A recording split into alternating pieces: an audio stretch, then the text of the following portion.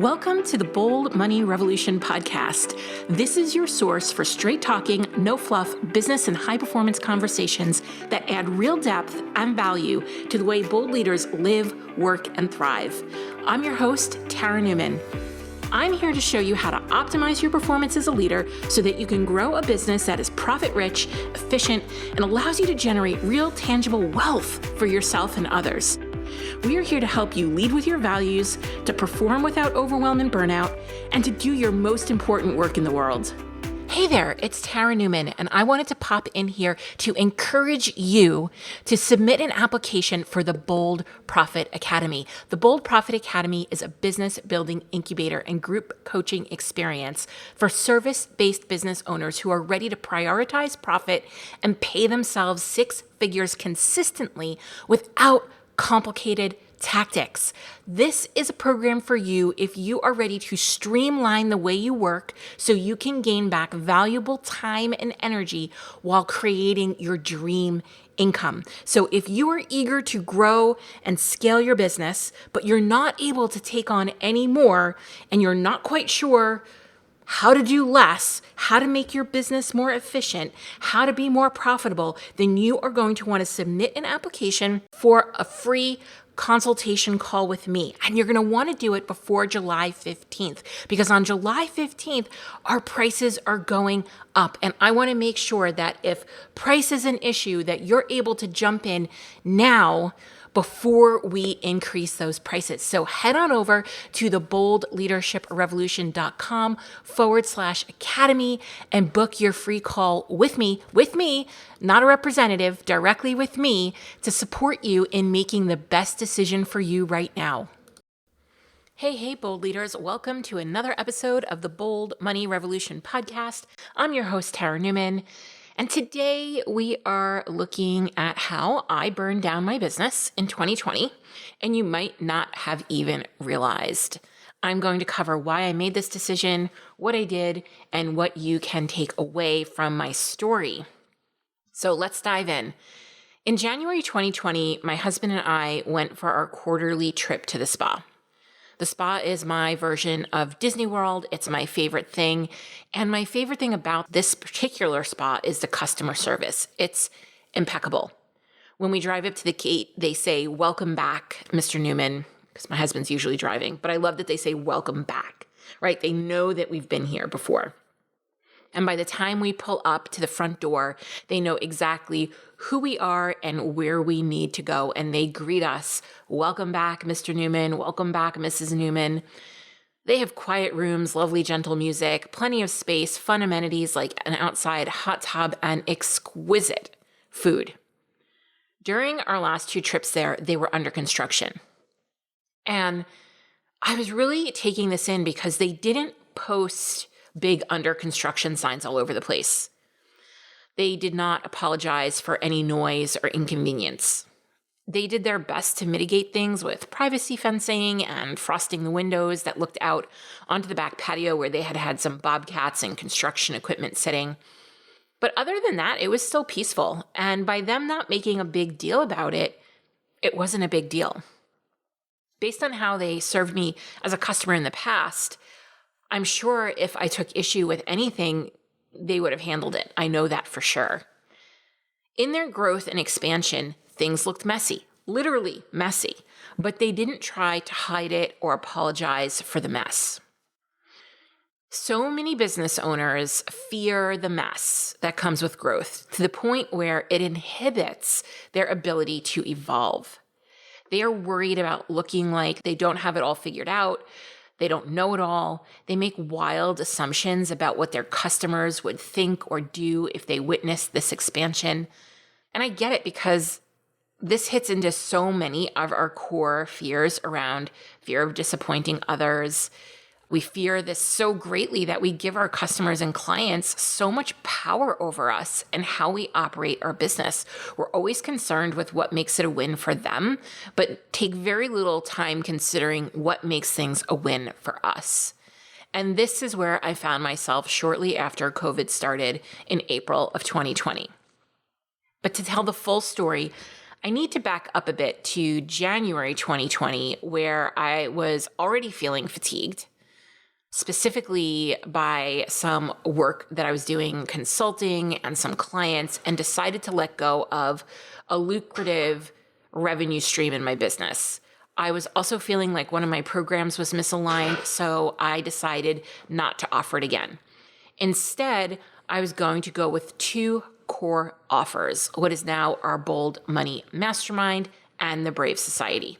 So when April 2020 rolled around and I was juggling so many competing priorities as a mom, wife, daughter of two beloved parents in their 70s who were in the high risk area of, getting COVID, and a business owner, I was spent.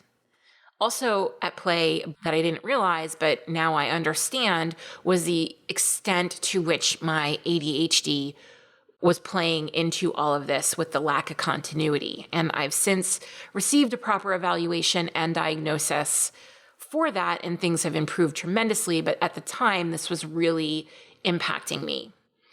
I remember having a panicked moment when I realized I wanted to burn it all down because nothing felt like it was working.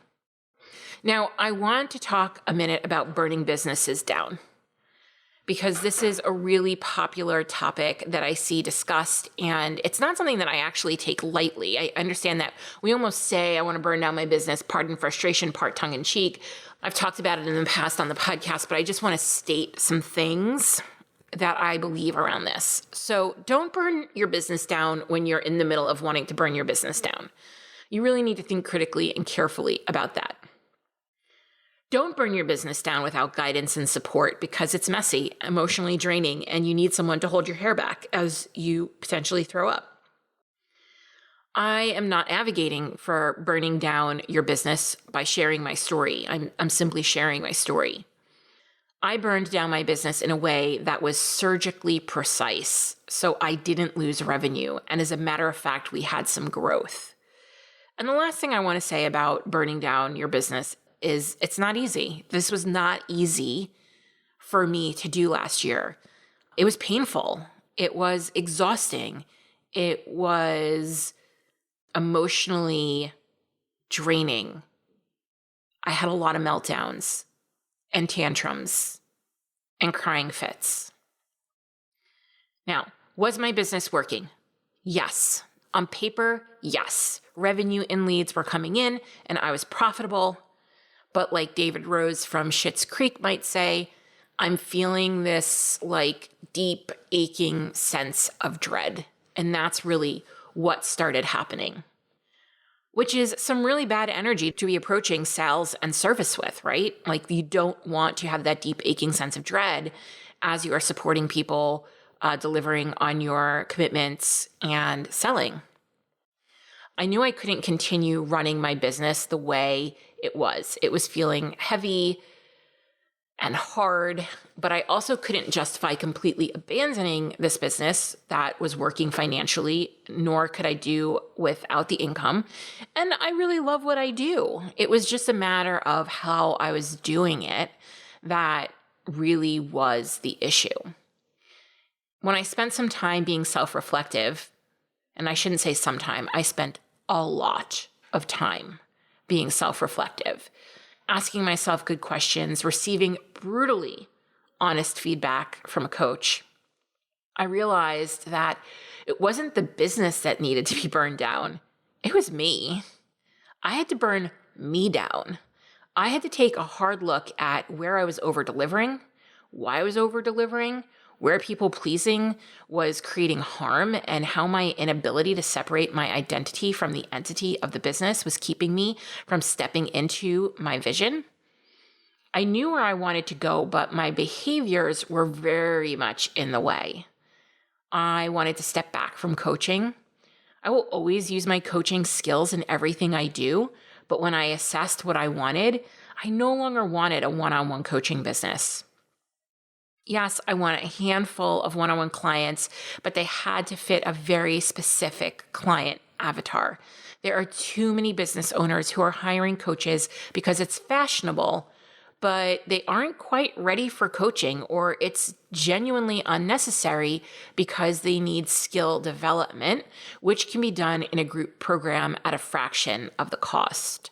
So I was really starting to question, what was the best use of my skills and where and how do I deploy them for the overall good of the community of people that I wanted to serve. I wanted to take a stand for doing a better job meeting people where they were at and providing something I thought was missing from business learning spaces. I wanted my work to be more potent. I've always taken a stand for my clients' results being critical, and I believe that my client retention rate demonstrates that commitment. We had like a 90% retention rate in our mastermind this past year. But I was getting frustrated. I saw skill gaps that my clients had, and I saw gaps in the business coaching industry where they aren't delivering on critical competencies that business owners need. There are gaps in what happens in reality and what happens in selling someone the dream, right? There's a lot of selling people the dream and not a lot of focus on what needs to happen in the here and now reality. And there are gaps in focusing too much on revenue and not enough on profit. There are gaps in team building where almost every online business I see is either wildly understaffed or wildly overstaffed, causing team bloat and a loss of profit. There is an over-reliance on content and social media instead of actual sales skills. There's a gap between true learning environments and people hiding out in mass groups, thinking they are learning something, but really just scrolling the group and never implementing anything. And while my coaching and programs focused on these things, it wasn't enough. It required more structure, more intention, more time on the back end planning and thinking strategically about how I was going to fill the gaps I was seeing. I wanted to really dive more into my consultant roots, my consultant background, my background in learning and development, my background in business strategy, and use those things to fill these gaps. And for the first time in the 6 years that I've been running this business, I truly feel like I have leveraged all of my skill set and took a much bolder stand for when it came to my strengths and weaknesses. I spent my corporate career in charge of learning and development. I know how leaders learn best. So I did something radical. And when I say radical, I kind of broke some of my own beliefs around some things and maybe some of what people, teach, some of what I even teach.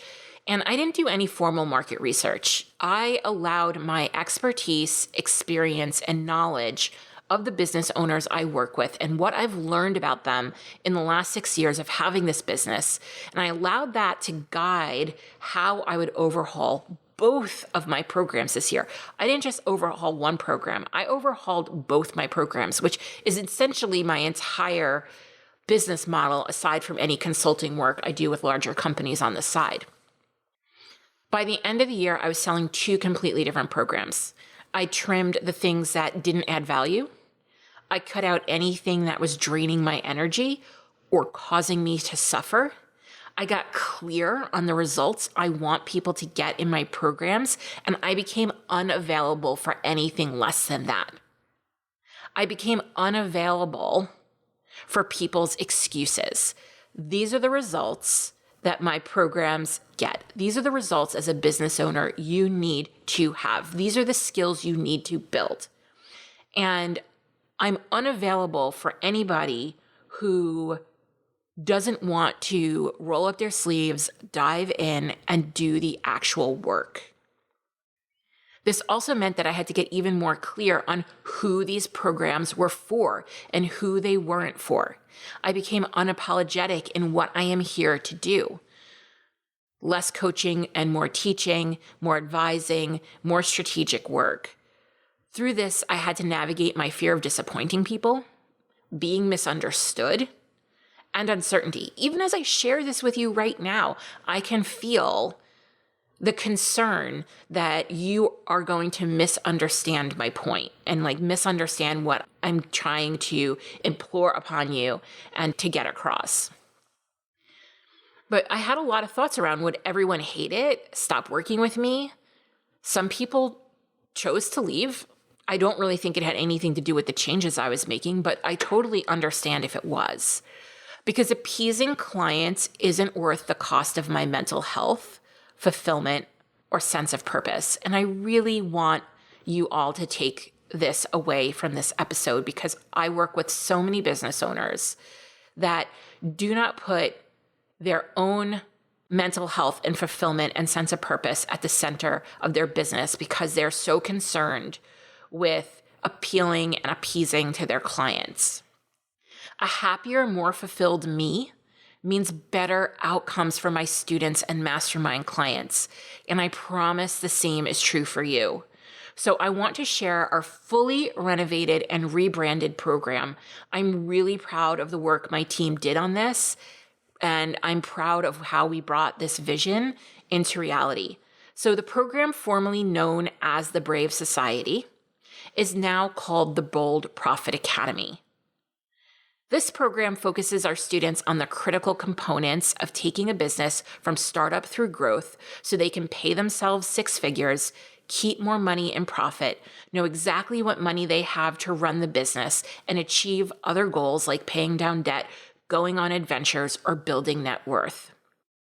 And not only does it take them on that journey, this is the place to be if you don't have goals for $1 million business. Heck, you might not even need or desire to be running a business at $500,000 in revenue.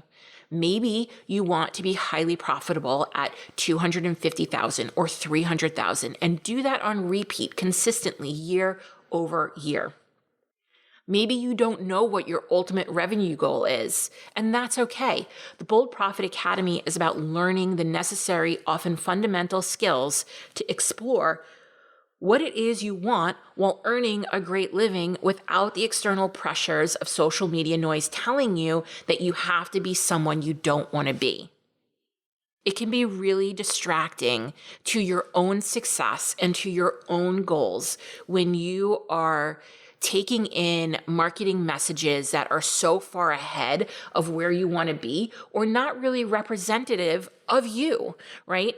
Having a clear representation of a business that you want to run is important. The Bold Profit Academy is putting an end to the poverty cycle that small business owners often find themselves in because they are working way too hard for too little money. The Bold Profit Academy is where business owners come to pay themselves more, profit wisely, pay down debt, and learn to run a simple business that is a gift. I want each of you to wake up every day and feel like your business is a gift. By leveraging my experience in instructional design and adult learning theory, I've been able to create an organized learning environment that provides quality training material that aligns with the competencies a business owner needs, clear learning objectives, and transparency around what you actually need to do to obtain those competencies. This program has clear curriculum that is based on skill gaps I see in business owners.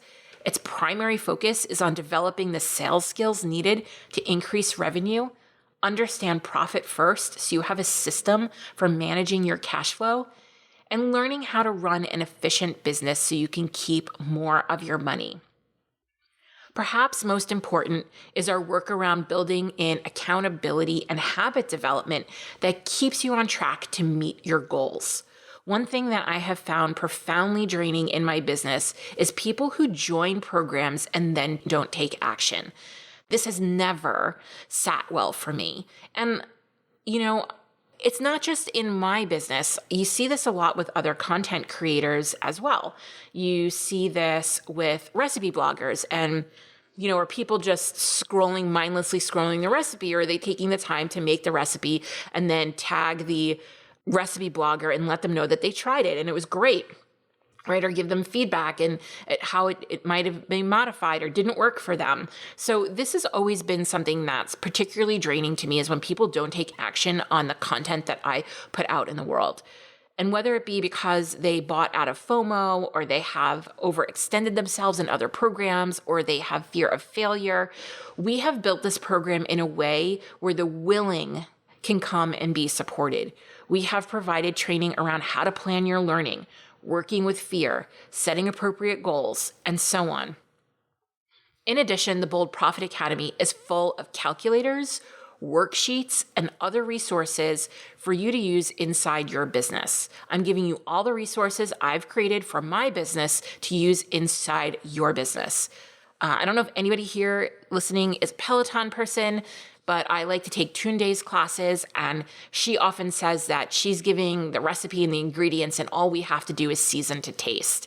And that is sort of what is happening. That is what is happening in the Bold Profit Academy, that we're giving you frameworks, we're giving you guidelines, and then all you have to do is season to taste. We have implementation cycles where we implement things together on a coordinated basis with office hours, so you can get your individual questions answered around the specific topics that we're implementing on. We have accountability built in every step of the way. So if you have a strong desire for your business to grow and you are willing to do the work, the support is there for you.